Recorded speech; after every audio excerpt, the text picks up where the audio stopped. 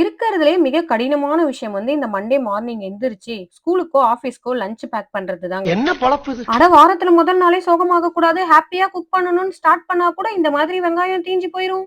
என்ன சமைக்கிறோனே மறந்துட்டு பிரியாணி பண்றதுக்கு பதிலா தக்காளி சாதம் பண்ணிடுவோம்.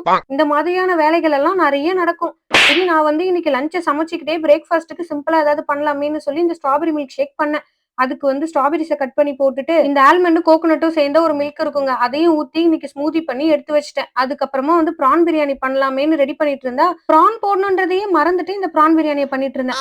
அதுக்கப்புறமா ஆனியன் ரைத்தாவ கொஞ்சமா பண்ணி, அதையும் பாக்ஸ்ல போட்டு எடுத்து வச்சுட்டு, சைடுல வந்து இந்த ப்ரான் பிரியாணியும் தம் வச்சேன். ஏன் நேரம் டைம் ஆகுது, 25 மினிட்ஸ்க்கு அப்புறமா தான் இந்த தம் இறங்குச்சு. தொறந்து பார்த்தா இது தக்காளி சாதமா, ப்ரான் பிரியாணியான்னு தெரியாத அளவுக்கு ஒரு ரைஸ பண்ணி வச்சிருந்தேன். சோதிக்காதீங்கடா.